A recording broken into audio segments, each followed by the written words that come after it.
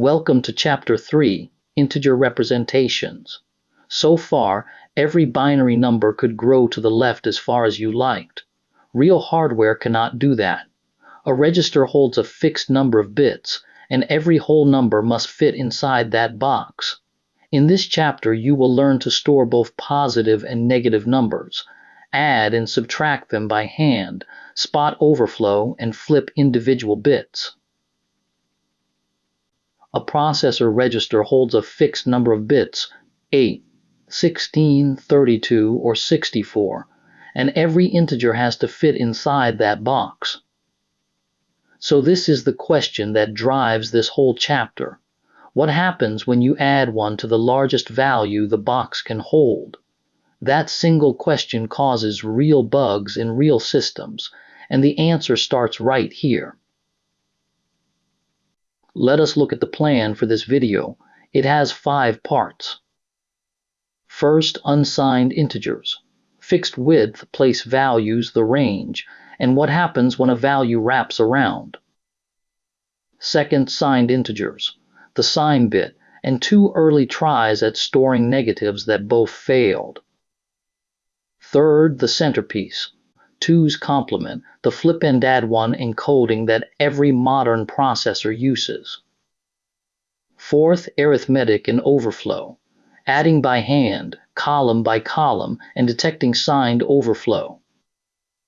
And fifth, bitwise operations, AND, OR, XOR, NOT, shifts, and bit masks.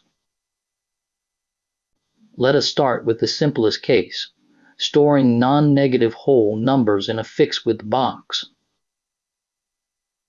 A register has a fixed width. It always holds the same number of bits, and that number is chosen when the hardware is designed, not while the program runs.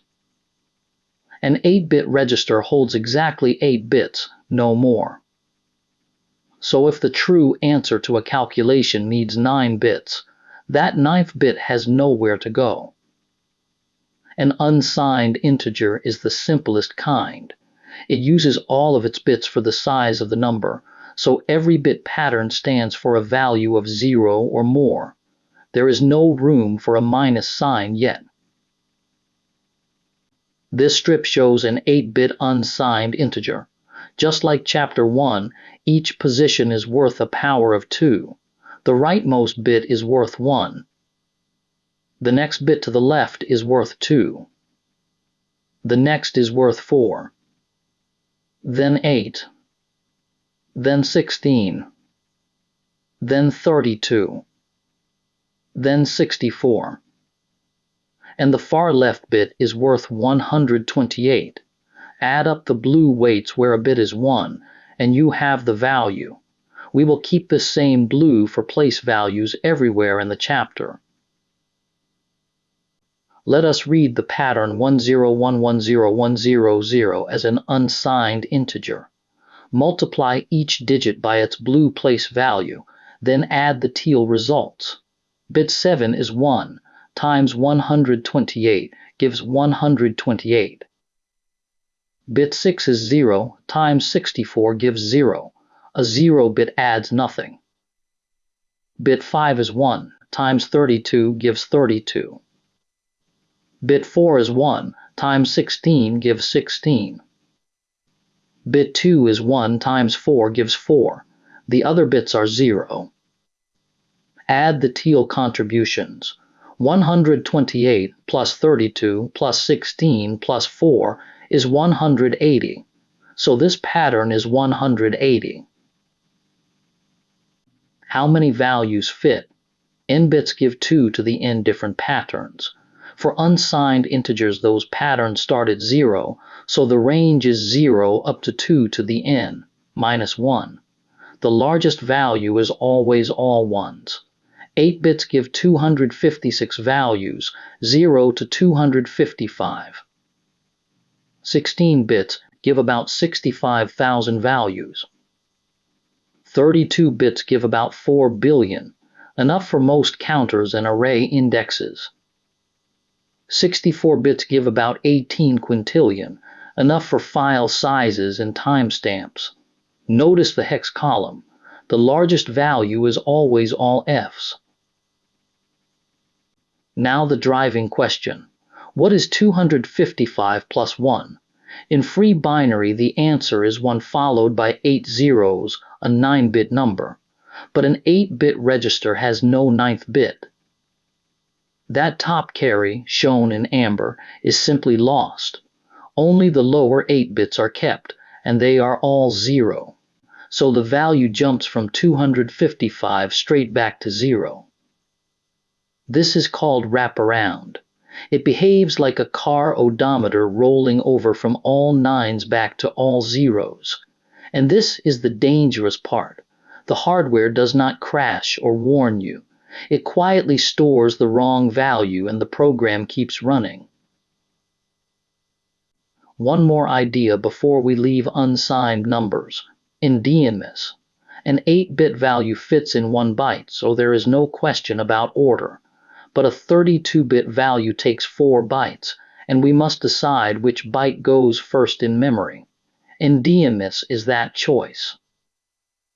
In big endian order, the most significant byte comes first, the same left-to-right order humans write. Network protocols use big endian. In little endian order, the least significant byte comes first, the reverse. Intel x86 chips, the ones in most laptops, use little endian. The value is identical either way, only the byte order in memory differs. It matters when computers exchange data over a network, when you read a binary file, or when you inspect raw memory in a debugger. Unsigned integers solve only half the problem. Bank balances, temperatures, and coordinates all go negative. So where do we put the minus sign? Binary has just 2 symbols, 0 and 1, and both are already busy storing size. With n bits, you have exactly 2 to the n patterns, and unsigned integers already use every one of them for a non-negative value. So to make room for negative numbers, you have to give some of those patterns up. You take a set of patterns that used to mean large positive values and reassign them to mean negative values instead. Every signed encoding does this. The only question is how to divide them, and people tried several answers. The most natural idea is called sign magnitude. You take the most significant bit, the one on the far left, shown here in indigo, and make it a dedicated sign bit. If it is 0, the number is positive. If it is 1, the number is negative. The remaining 7 bits, the magnitude field, hold the size of the number, exactly as an unsigned value. So 0, then 0101010 is plus 42, and 1, then 0101010 is minus 42. To negate a number, you just flip this one sign bit. Watch the indigo sign bit. We will use indigo for it throughout this chapter. Sign magnitude is easy to read, but it has a flaw. Look at these 2 patterns. All zeros is plus 0. But one followed by all zeros is minus 0. Both mean the same number 0, yet they are different bit patterns. This is called negative 0. It causes 2 problems. First, it wastes a pattern. 256 patterns now store only 255 distinct values. Second, and worse, every time the hardware compares a value to 0, it must check 2 patterns instead of 1. Hardware designers did not like this. A second attempt is called one's complement. Instead of a special sign bit, you negate a number by flipping every single bit. Every 0 becomes 1, and every 1 becomes 0. So plus 5 is 000000101, and minus 5 is 11111010. The leading bit still ends up 1 for negatives, but as a side effect, not a dedicated field. One's complement was a step forward because ordinary binary addition almost works on it, but only almost. When the sum produces a carry out of the top, You have to add that carry back into the bottom, an extra step called the end around carry. And it still has two zeros. Both all zeros and all ones mean 0. So neither early scheme won. Sign magnitude makes addition painful. The hardware has to compare the signs, and when they differ, it must actually subtract and then work out the sign of the result. That is extra control logic that 2's complement avoids. 1's complement is better, needing only one adder, but it still carries that extra end around step, and it still wastes a pattern on -0. What hardware designers really wanted was an encoding where a plain adder just works, with no special cases and no wasted patterns. That encoding is 2's complement, and it is next. This is the centerpiece of the chapter. 2's complement is the encoding that nearly every processor built since the early 1970s uses. Understanding it is essential for anyone who works close to hardware. The fix is simple. 1's complement was so close, the only wrinkle was that leftover carry you had to feed back. 2's complement bakes that fix right into the encoding. To negate a number, you flip every bit and then you add 1. That single extra step changes everything. Now when you add any number to its 2's complement, the result wraps to 0 and in bits. The carry falls off the top naturally and is discarded. There is no -0 and there is no end around carry. One plain adder does the whole job. Let us build a negation by hand. Let us negate +5, step by step.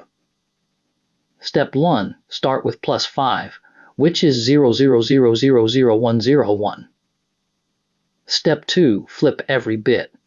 Zeros become ones and ones become zeros, giving 11111010. That is the 1's complement. Step 3, add 1. The amber one goes into the rightmost column, and since that bit was 0, it simply becomes 1 with no carry. The result, in teal, is 11111011. That is -5 in 2's complement. Do the same 3 steps again and you get +5 back. Let us prove it. Add +5, which is 000000101, to -5, which is 11111011. We work right to left, one column per beat, with the spotlight on the current column. Column 0, 1 + 1 is 10. Write 0 in teal and carry a 1. The amber carry arrives above the next column. Column 1, 0 + 1 plus that carry is 10 again. Write 0 and the carry steps one column left. Column 2, 1 + 0 plus the carry is 10. Write 0 and the amber carry steps left again. Column 3, 0 + 1 plus the carry is 10. Write 0 and the carry keeps moving left. Column 4, 0 + 1 plus the carry is 10. Another 0, another step left. Column 5, 0 + 1 plus the carry is 10.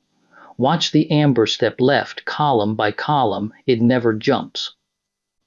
Column 6, 0 + 1 plus the carry is 10. Write 0, carry left again. Column 7, the sign column. 0 + 1 plus the carry is 10. Write 0 and one last carry leaves the top. That final carry falls off the top and is discarded. The lower 8 bits are all 0, so +5 plus -5 is exactly 0. No special case, no end around carry, a plain adder did it. A faster way to decode 2's complement needs no flipping at all. The trick is that the most significant bit is worth -128, not +128. Every other bit keeps its usual positive weight. Take 11010110. The sign bit is 1 times -128 gives minus 128, shown in indigo because it is the sign bit. Bit 6 is 1 and adds 64. Bit 4 is 1 and adds 16. Bit 2 is 1 and adds 4. Bit 1 is 1 and adds 2. Add them up. Minus 128 plus 64 plus 16 plus 4 plus 2 is minus 42. No flipping, just a weighted sum with one negative weight. 2's complement is easiest to see on a circle. The 16 4-bit patterns are arranged like a clock, with 0000 at the top. Start here. 0000 is 0. Step clockwise. 0001 is 1. 0010 is 2. 0011 is 3. 0100 is 4. 0101 is 5. 0110 is 6. 0111 is 7. For every pattern whose leading bit is 0, the value is exactly the same as unsigned. Now watch what happens at the bottom when the leading bit flips to 1. Now the key moment, the wrap point. We are at 0111, which is plus 7. Take one step clockwise. The pattern becomes 1000. Its leading bit is now 1, so it is negative, and its value is minus 8, not plus 8. This jump from plus 7 to minus 8 is the wrap point. So 1000 sits here at minus 8, the most negative value on the circle.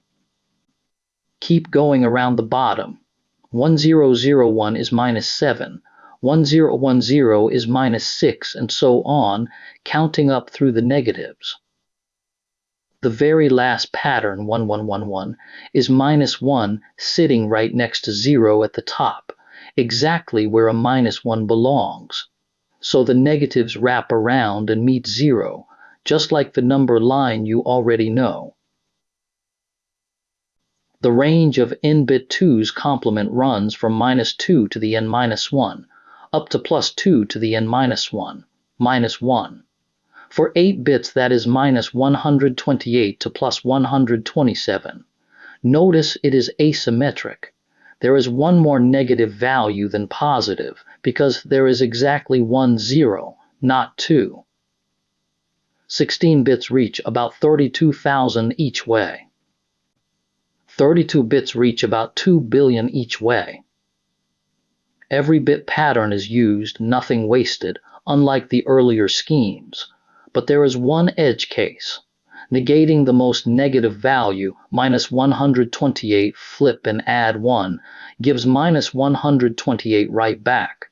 There is no plus 128 in 8 bits. Keep that exception in mind. Often you need to move a value from a narrow type into a wider one, say 8 bits into 16.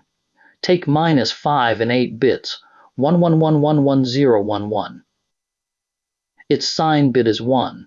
For unsigned numbers, you would just pad with zeros on the left, but for 2's complement, that would break a negative number. The correct method is sign extension. Copy the sign bit into every new high position.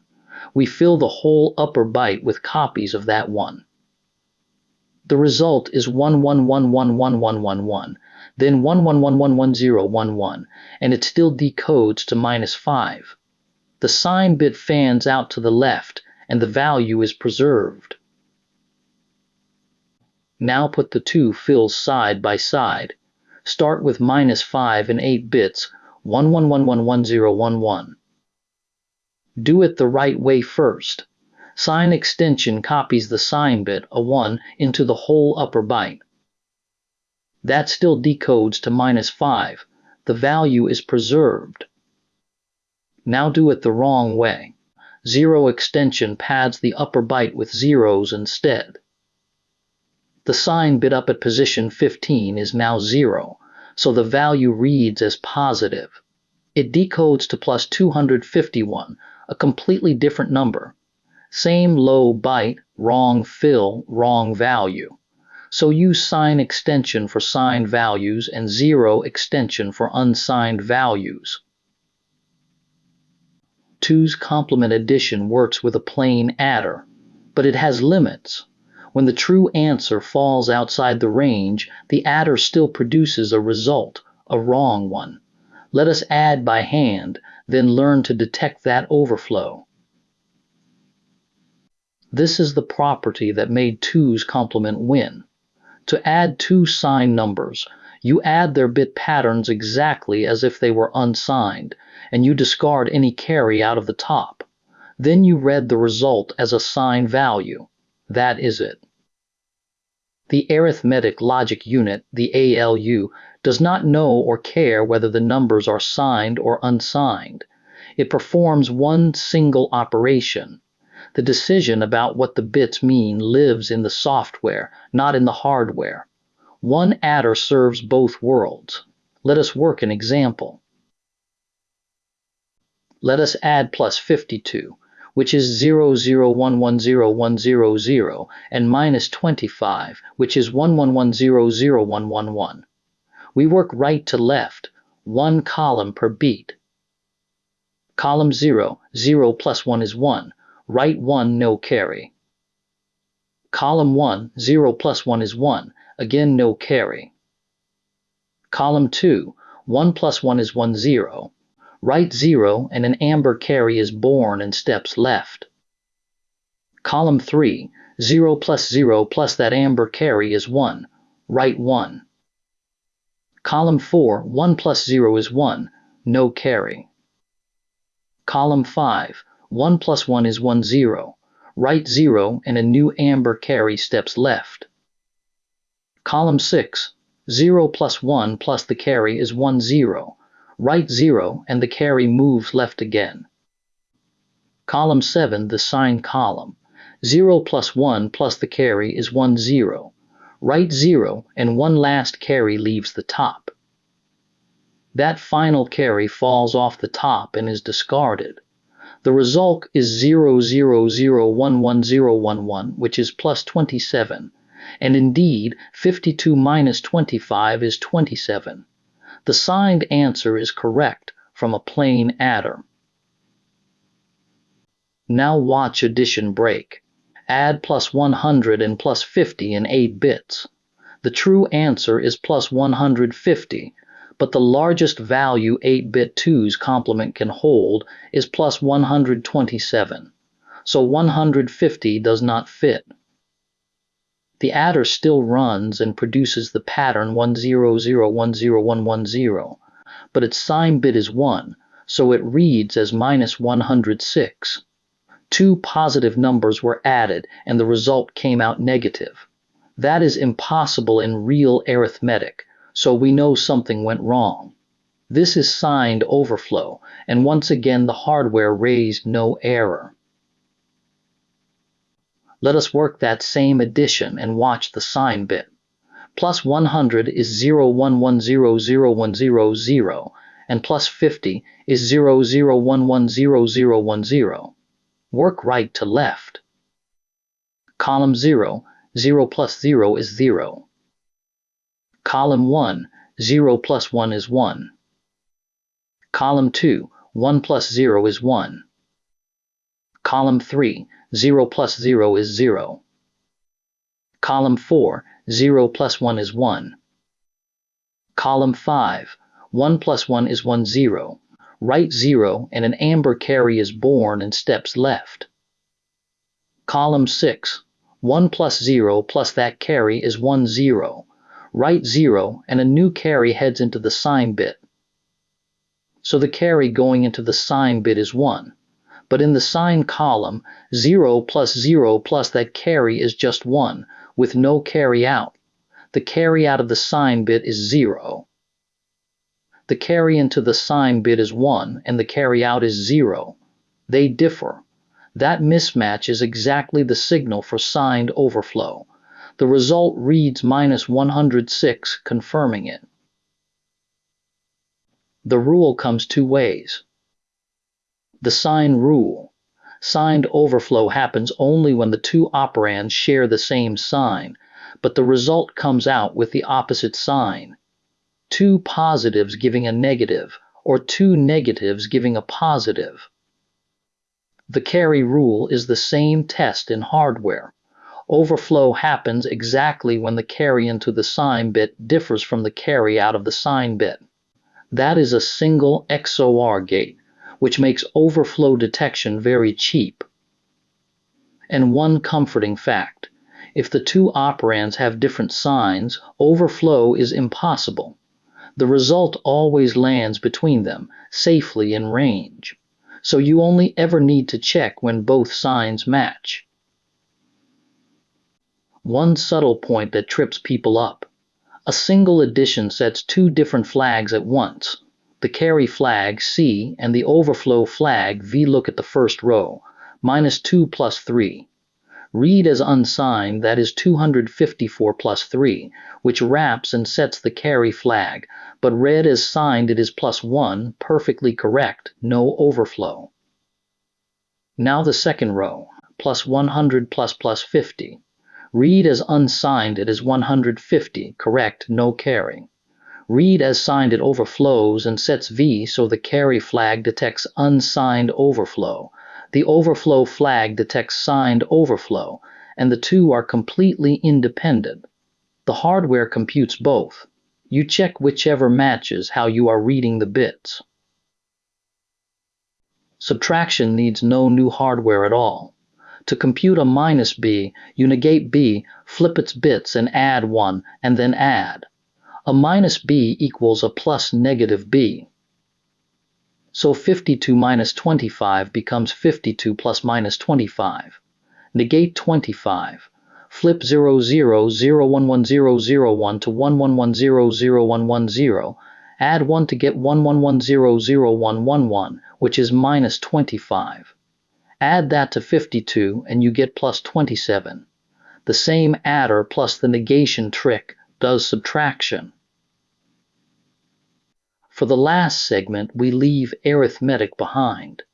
Bitwise operations treat a value not as a number, but as a row of independent switches. Everything up to now treated a bit pattern as a single number. You added it, negated it, compared it. Bitwise operations are different. They treat the pattern as a row of independent switches. Each bit position is processed entirely on its own. There are no carries, no place values, no interaction between positions. Bit 3 of the result depends only on bit 3 of the inputs. This is how you flip one switch without disturbing the others, and it is the foundation of low-level programming. The first logic operation is AND. The first operand is hex CA. And the second operand, hex 0F, its lower 4 bits are 1s. Its upper 4 bits are 0s. The result bit is 1 only when both input bits are 1. Everywhere else, it is forced to 0. So hex CA and hex 0F keeps the lower 4 bits and clears the upper 4, giving hex 0A that is called masking, and AND is the natural tool for clearing bits and extracting a field. Next is OR. Again, the first operand is hex CA, and the second is hex 0F. The result bit is 1 if either input bit is 1, and 0 only when both are 0. So OR is a setter. Hex CA or hex 0F sets the lower 4 bits to all 1s and leaves the upper 4 untouched, giving hex CF when you want to switch a flag on. OR is the tool. Third is XOR exclusive OR. The first operand is hex CA, and the second is hex 0F. The result bit is 1 exactly where the two inputs differ, and 0 where they are the same. So XOR is a toggler. Hex CA XOR hex 0F flips the lower 4 bits and leaves the upper 4 unchanged, giving hex C5. XOR is its own inverse, XOR with a key. Then XOR again with the same key, and you get the original back, which makes it fundamental to simple encryption and error detection. The fourth logic operation is not. It is unary, meaning it takes just one operand hex C. Not simply flips every bit. Each 0 becomes 1 and each 1 becomes 0. So not of hex CA is hex 35. You have already met this operation. It is the flip all bit step of 2's complement negation. For an 8-bit value, not is the same as XOR with all ones. Now shifts, which move all the bits sideways. The operand is hex 2D, which is 45. Shift left moves every bit toward the most significant end, and fills the vacated positions on the right with zeros. Bits pushed off the top are discarded. The payoff.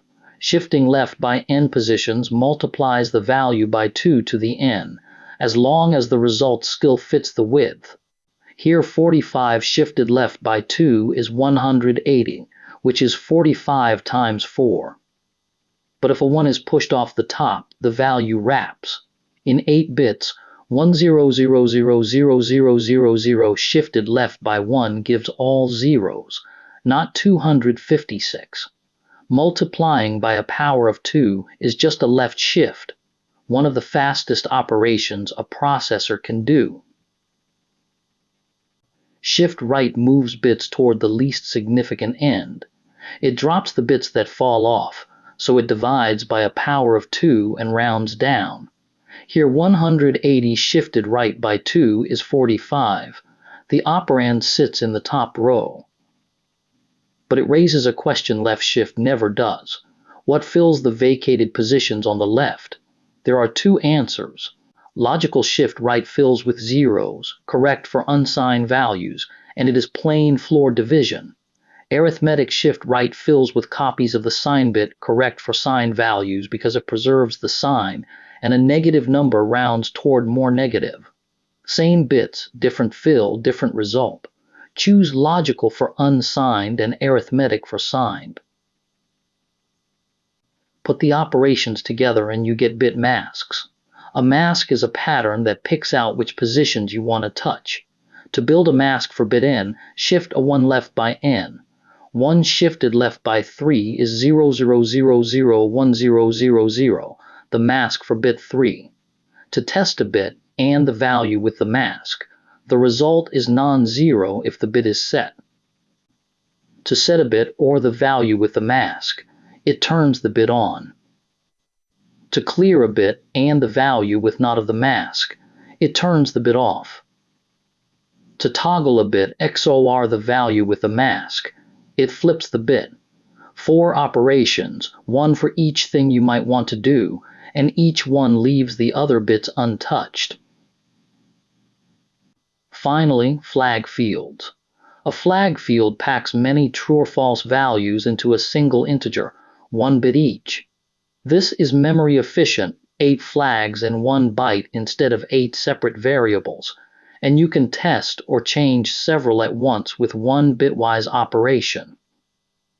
Here each permission is 1 bit, defined by shifting 1 to the right position, or them together to build a permission set, and with right to ask whether writing is allowed, and with not right to revoke it. This exact pattern runs everywhere. Unix file permissions, a processor's own status register, and option bits in network protocols. Let us gather what this chapter gave you. 5 takeaways. First, unsigned integers use every bit for size, with range 0 to 2 to the n, -1, and when they overflow they wrap around silently. Second, storing negatives needs a sign bit, and the two early schemes, sign magnitude and 1's complement, both stumbled on -0. Third, 2's complement 1. You negate by flip and add 1. One adder handles both signed and unsigned arithmetic, and no bit pattern is wasted. Fourth, overflow is silent, and you detect signed overflow by watching the sign bit. Overflow when its carry-in differs from its carry-out. Fifth, bitwise operations treat bits as independent switches. And clears, OR sets. XOR toggles, not inverts, and shifts multiply and divide by powers of 2. That is Chapter 3. You can now store whole numbers in a fixed-width box, encode negatives with 2's complement, add and subtract by hand, detect overflow, and manipulate individual bits. But integers cannot represent fractions. In Chapter 4, we move from whole numbers to real numbers. First fixed point, the simplest way to place a binary point, and then the IEEE 754 floating point standard that nearly every computer uses. See you there.